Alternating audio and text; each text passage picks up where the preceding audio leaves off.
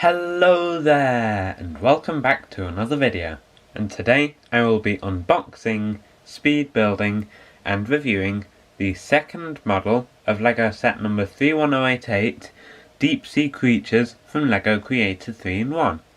Now this set has 230 pieces and 0 minifigures, so let's just jump straight into it. So on the front of the box you can of course see the main build, which is a shark, and there's a little crab there.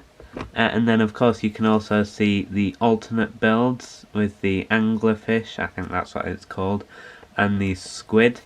And also down at the bottom there is a warning saying that the models do not float, because of course they're sea creatures, so some people might think that they're supposed to float. Over on the back of the box you can see just some more pictures of the three builds in different positions. So you can see the squid there with all its tentacles like spread out.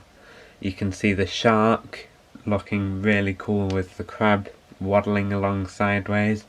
And then you can see the anglerfish chasing this fish that looks quite sad and trying to eat it. Now I am super excited to get into this, so I'm not going to wait any longer.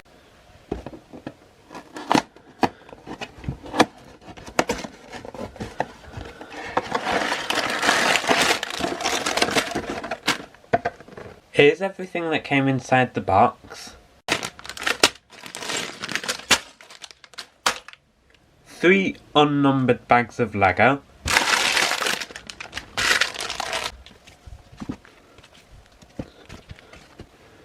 And an individual instruction booklet for each of the 3 builds. Now I am super excited to build this, so today I am going to build this and wrap it up into a very quick speed build.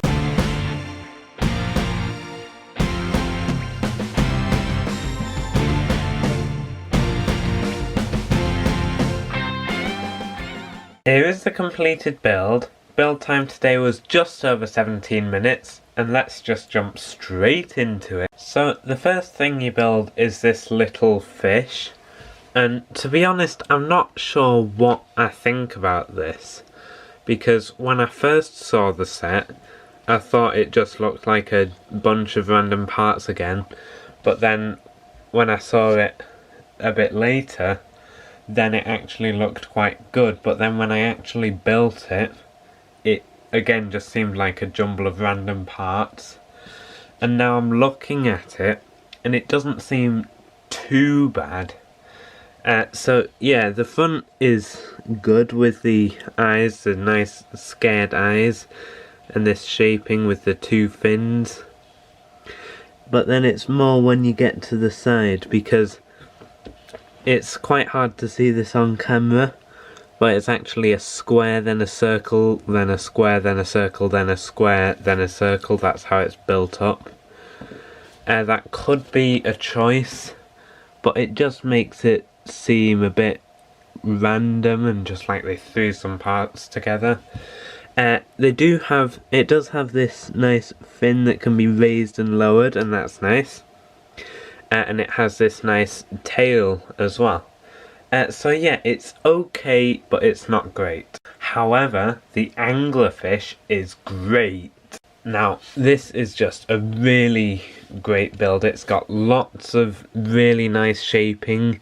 It looks very round, especially for the scale that it's in and the fact that it's a secondary build, not the main build.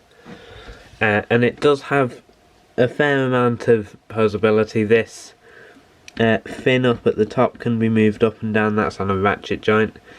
This tail at the back is on a ball joint, so that can move side to side and up and down, and it can spin around. I'll just pop that back on. There's these 2 small fins at the side, one on each side. They can move up and down. And then there's of course the light, which is connected to the body with a ball joint, and then the actual light is connected with a hinge. So yeah, some really nice posability on this. And if you look, the actual light is that gem piece which was used in the first build. So not only does it work well as treasure, it is also useful as an anglerfish's glow-in-the-dark light. And then of course the eyes, once again, are the discs from the treasure. Yeah, the eyes look okay. They're not bad, they're not great, but they do suit the actual build well. But yeah, that's really great. You can also see this nice shaping with these bumps. I'm not sure if they're actually on an anglerfish, but it does look like the sort of thing that would be on an anglerfish. And also this tail, again, I'm not an expert on anglerfishes, but this does look like a realistic sort of tail. You could put it like that and it looks realistic. Even like that it looks realistic. It doesn't really look realistic like that, but yeah, so that's really good. And then the mouth is really good as well, because, well, first of all, this bit up here, as you can see, it is angled, and I thought that this would be able to just pivot up and down slightly, and I was getting ready to say something about that, like I wasn't very happy if that was the case. But in actual fact, it's fixed in place. I mean, you can wobble it a bit, but that's just the connection of the actual parts. Because if you look at the actual hinge, it's resting completely on that cheese slope, and I can't move it up, so that's really great. And of course you can open the mouth wider. It does open quite unrealistically wide. And another small thing that's annoying is you can't completely shut the mouth, but that's okay. And I really like this double layer of teeth that's there on the bottom and the top. Now if you open the mouth wide, you can see that there's actually some studs back there. However, you can't actually fix the fish to the studs. First of all, there's a fin in the way. And second of all, it doesn't even fit in.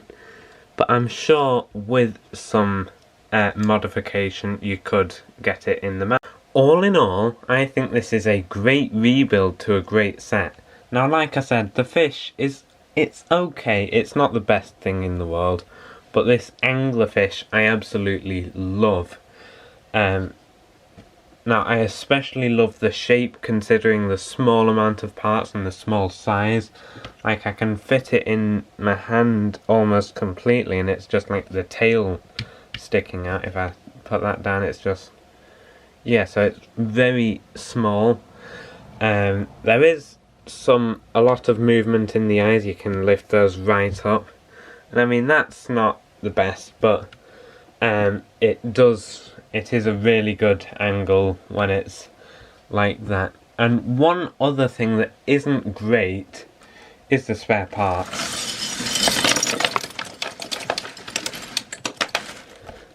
So yeah, there's quite a few, because this is like a 200-piece set, and there's at least 50, probably more, spare pieces.